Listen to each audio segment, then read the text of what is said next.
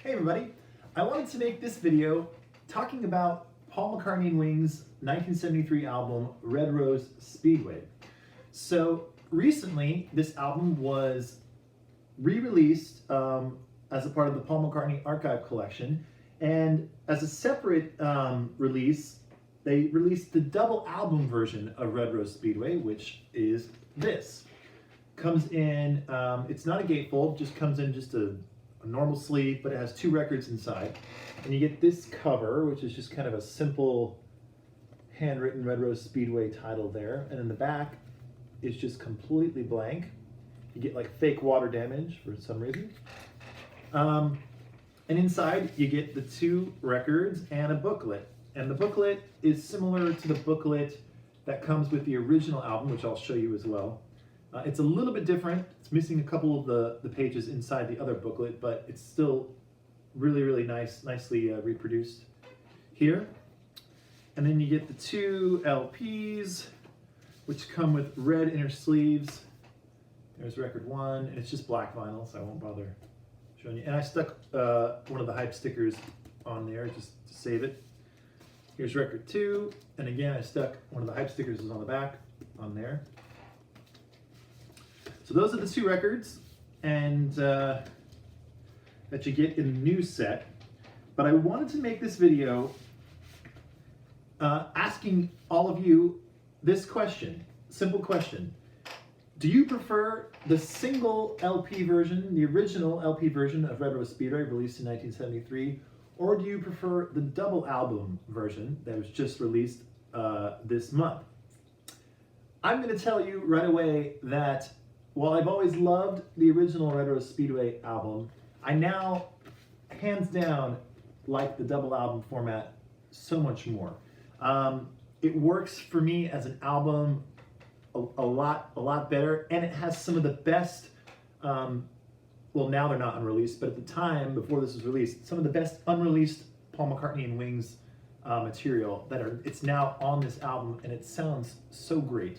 So, I'm going to go ahead and maybe give a little backstory on Red Rose Speedway for those of you who don't really know. This album is the second album recorded by Wings. First album was Wings Wildlife, which was just critically panned. No one really appreciated it or liked it at the time all that much. In hindsight, I guess now it's been getting a little bit more praise because it's kind of like a garage rock feel to it or whatever. But this video is about Red Rose Speedway and not about Wildlife. So after Wildlife, Wings went back into the studio and they did record a more of a polished studio album. And originally the sessions were started with the producer Glenn Johns, who worked with the Beatles on the Get Back sessions, which of course, as we all know, didn't turn out all that well for Glenn Johns. And then he started working with Paul McCartney and Wings for Red Rose Speedway, and during those sessions, Glenn Johns quit. Like, I don't know how many weeks into it he was into it, but he quit pretty early on. So they didn't start off with the best start, I guess is what you say, for the Red Rose Speedway sessions. But originally, the album was always intended to be a double album, and so they recorded a whole lot of material, and they also had songs left over from Paul McCartney and Linda's album Ram that they were going to put on this album. And those three songs, I think, were Get On the Right Thing and, what are the other two? Maybe Little Lamb Dragonfly was one of them. I can't think of the third one. But anyway, I'm sure some of you know.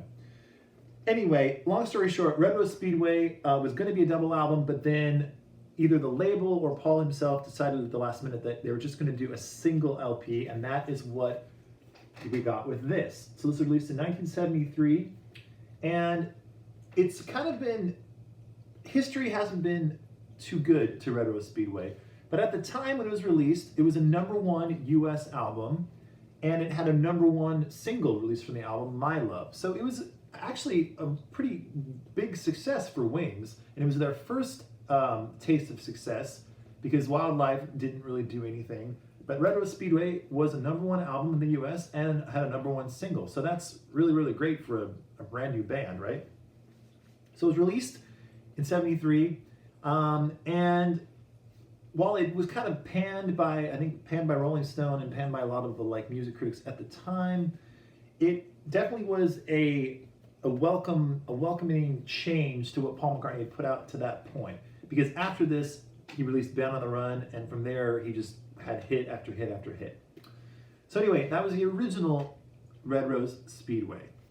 Now let's flash forward to this double album version that was just released. And with this album, Paul McCartney or whoever, when they made the original album, and if this is the original album sequence that was supposed to be the double album, it's completely different to the original Red Rose Speedway. So the original opening track on Red Rose Speedway is a song called Big Barn Bed, which is a really, really great song, I think. Maybe not a great song, but a good album opener. On the double album, you get an unreleased song as the album opener, a song called Night Out. Now, Night Out is kind of more of I would call it more of a vibe and more of a riff than it is an actual song, but it works very well as an opener, in my opinion. It really, first of all, it's really heavy, and it's got the full band all singing, it sounds like, at least. It's definitely Paul, Linda, and Denny. And they sound really great, and the band's really, really rocking and really heavy. And it kind of sets the mood of this double album. The one thing to be said about this double album that you can't really be said about the single album is this one's a lot heavier. A lot of the heavier rock songs got taken off of the single album. But on this, they're still here, and it really, really does the album good for them, in my opinion. So, let me actually take this out so I can see the track listing here, and I can talk about each song individually. So, album opens with Night Out, which I said, and then the second track on here is Get on the Right Thing, which is on the original Red Rose Speedway album, and it's a really, really good track. Then you get a song called Country Dreamer, which is like a country song, but it really, really works nicely as the third song on the album. Kind of, it sets a mood of what's to come with the album, because you get the first song, which is like a hard rocker, Night Out. Then you get a song, Get on the Right Thing, which is kind of a group effort and very layered and very lush. But then you get the song Country Dreamer, which is more roots and more down home. Kind of like, it's a very similar song to the song Heart of the Country on Ram. Very kind of similar feel. Then you get the next song here on side one is Big Barn Bed, which was the opener on the original Red Rose Speedway album, which is, again, a very good song. And then side one closes with the big hit My Love. So the first side is just excellent. It's just packed full of very, very good songs. Second side of disc one, you get the song Single Pigeon, which is kind of a ballady kind of song, but a really cool McCartney melody for sure.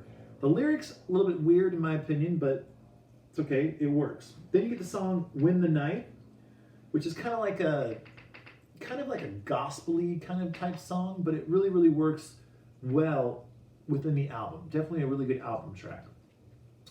Then you get a song called Seaside Woman. Now this is when the album starts to show that this is a band album. It's not just a Paul McCartney record. Seaside Woman was a song written by Linda McCartney, and it was actually released as a single under a fake band name called Susie and the Red Stripes. But it was intended to be on this double album. And on here, I actually kind of like the song. As a single standalone, it's like kind of a nothing song. But on here, it actually really works. It's just so different than anything you've heard so far on the record that it's like kind of pseudo reggae kind of tune. It works. It's kind of like almost like on the White Album when you get like a Ringo song, when like Don't Pass Me By comes along, or Good Night.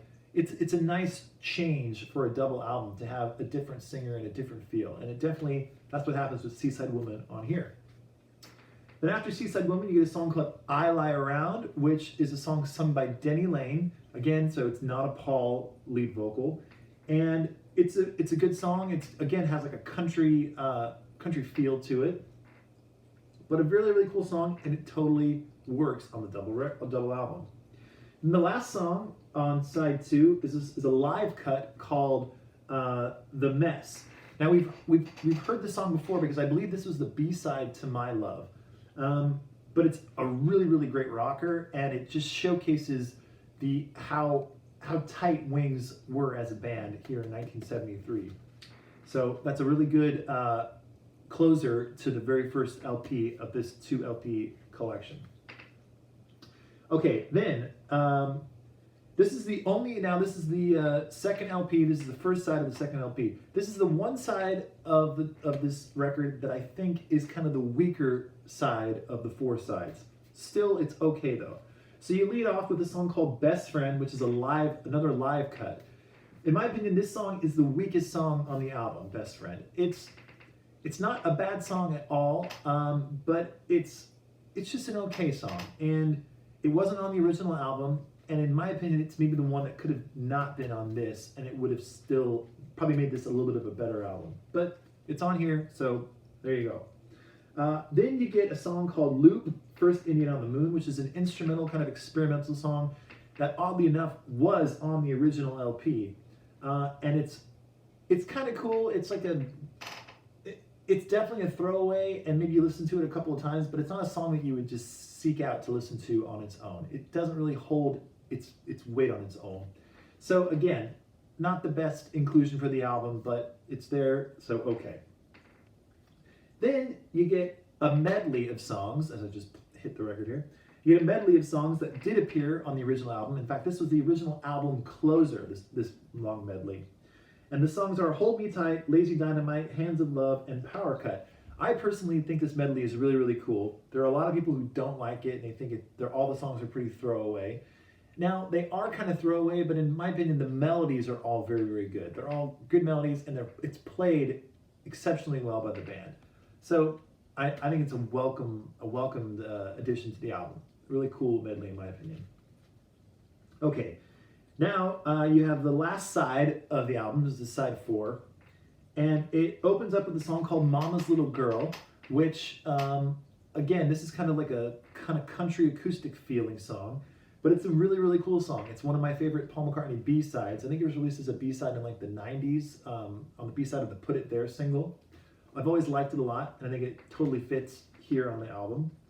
Then you get a song that I think there are 2 songs on here that were unreleased songs that I think are so fantastic. This is one of them. This song is called I Would Only Smile, and it's a Denny Lane song, and it might be one of the best songs on the album besides My Love. It's such a cool song. I love the way he sings it. I love the way the band plays it. The production's really cool. Really a highlight for me on this double album, I Would Only Smile. Then you get a song called One More Kiss, which is on the original album, which is a fine McCartney ballad. Then this is another song, this is a cover song that comes next, the song called Tragedy, which is, I said I had 2 songs on here that were my favorite of the unreleased songs. This is my other favorite, Tragedy. It's so lush, it's got a sitar in it, the band sounds amazing, the harmony blend is really, really great. Really, really cool song, Tragedy. So again, another welcome addition to this double album. Then the album ends with a song called Little Lamb Dragonfly, which was on the original Red Rose Speedway album, and was a highlight of that album for me. And on here, it's a really excellent closer. And I didn't ever think it would be a good closer, but it works so well. It ties everything together, and just suits the mood of the album. So that's the new Red Rose Speedway double album edition, which I think improves Red Rose Speedway completely. And while I'll always have a special place for the original LP, I think from now on, this is going to be my go-to when I want to listen to the Red Rose Speedway songs. It's just a really cool collection, and I cannot recommend it enough that if you can find this in your record stores, pick this up. I also have to say, in addition to my just opinion of the music, this pressing is fantastic. The sound is really, really great. This new remaster is just amazing. And the vinyl itself is dead quiet. It's super, super quiet. So either I got lucky and got a good pressing, or they all just came out really, really, really well. So what do you think though? What do you like more? The original single LP Red Rose Speedway, or the new double LP version of Red Rose Speedway? Love to know what all of you think. My choice is the double album, but hey, I'm curious to know what you think. So that's it for now. Enjoy Red Rose Speedway.